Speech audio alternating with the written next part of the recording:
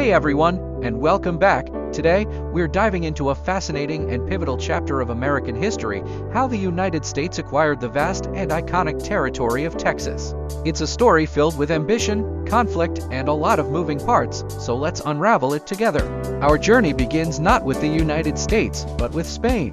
For centuries, the land we now know as Texas was a sparsely populated frontier of New Spain. When Mexico gained its independence from Spain in 1821, Texas became part of the new Mexican nation. At this point, Mexico was eager to develop its northern territories and, perhaps surprisingly, invited American settlers to come and populate the region. One of the most prominent figures in this early migration was Stephen F. Austin, who inherited a land grant from his father, Moses Austin. He brought hundreds of American families to Texas, promising them fertile land at a low cost. These settlers, often called Texians, pledged allegiance to Mexico and agreed to become Mexican citizens, learn Spanish, and convert to Catholicism. However, as more and more American settlers arrived, tensions began to mount.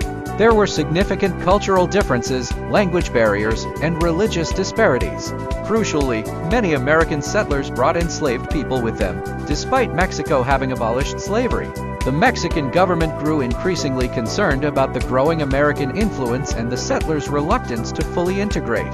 They tried to assert more control, stopping further American immigration and imposing taxes, which only fueled resentment among the Texians.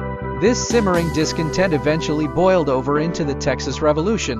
In 1835, armed conflict erupted. Iconic battles like the Siege of the Alamo, where a small group of Texian defenders fought to the last man, and the Goliad Massacre, where hundreds of Texian prisoners were executed, became rallying cries. Finally, in April 1836, under the leadership of Sam Houston, the Texian army decisively defeated General Santa Anna's forces at the Battle of San Jacinto, securing their independence. With this victory, the Republic of Texas was born. For nearly a decade, Texas existed as an independent nation, often called the Lone Star Republic. From the very beginning, many Texans desired annexation by the United States. However, the issue was highly controversial within the U.S. The primary sticking point was slavery. Admitting Texas as a slave state would upset the delicate balance between free and slave states in Congress.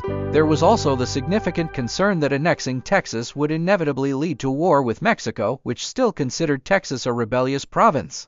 The political landscape shifted, and by the mid-1840s, the idea of manifest destiny, the belief that the United States was destined to expand across the North American continent, gained significant traction.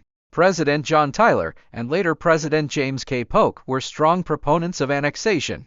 After much debate and political maneuvering, the United States Congress passed a joint resolution in 1845 offering to annex Texas. Texas accepted the offer, and in December 1845, it officially became the 28th state of the United States. As predicted, this act infuriated Mexico, which viewed it as an act of aggression and an illegal seizure of its territory. The unresolved border dispute, with the U.S. claiming the Rio Grande as the border and Mexico insisting on the Nueces River, ultimately led to the Mexican-American War in 1846.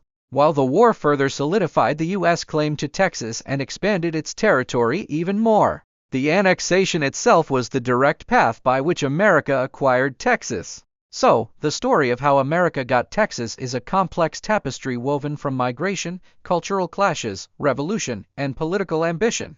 It wasn't a simple purchase or a single event, but a dramatic series of historical moments that forever changed the map of North America.